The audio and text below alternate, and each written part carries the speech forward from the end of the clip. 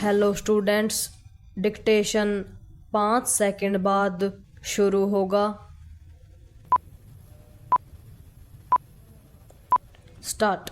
देश भर में प्रतिदिन होने वाली जानलेवा मार्ग दुर्घटनाओं के बीच नए सिरे से यह तथ्य सामने आने पर आश्चर्य नहीं कि अधिकांश सड़क हादसों के लिए दोषपूर्ण रोड डिजाइनिंग भी उत्तरदायी होती है।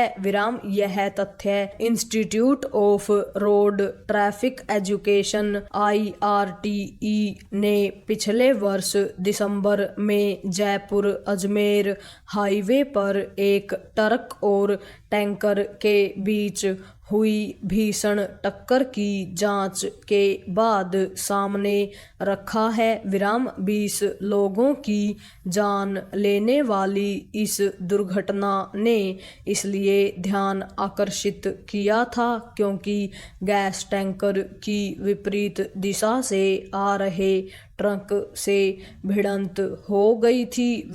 इसके चलते आसपास भयानक आग लग गई थी। IRTE ने यह भी पाया कि मार्ग दुर्घटनाओं के अन्य कारणों में हाईवे की निगरानी के अभाव के साथ यातायात नियमों की अनदेखी भी है। चिंता की बात यह है कि बार बार यह सामने आने के बाद भी हालात सुधर नहीं रहे कि मार्ग दुर्घटनाओं का एक प्रमुख कारण खराब रोड डिजाइनिंग है।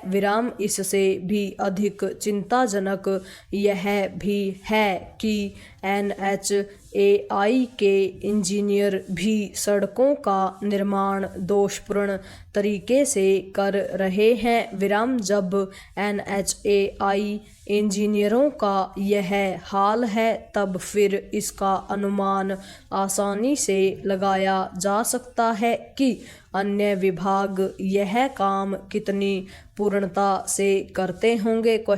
यह किसी से छिपा नहीं कि राजमार्गों के साथ साथ हाईवे एक्सप्रेसवे पर ब्लैक स्पॉट कहे जाने वाले जोखिम भरे स्थलों की संख्या कम होने का नाम नहीं ले रही है।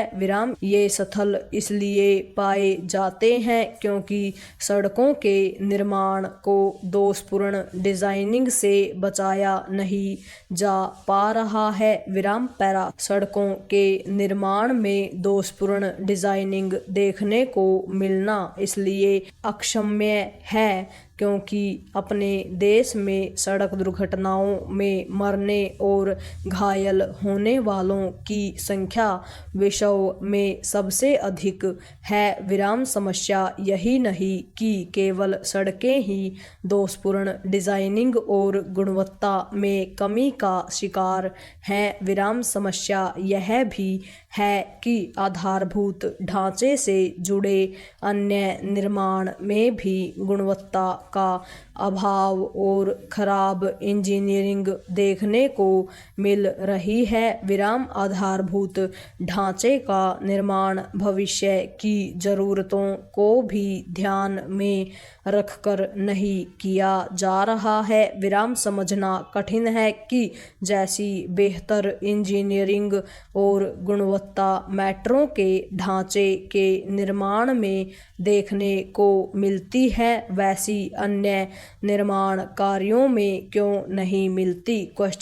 यह समझा जाना चाहिए कि यदि देश को वास्तव में विश्व की प्रमुख शक्ति बनाना है तो हर तरह का निर्माण विश्व स्तरीय होना चाहिए।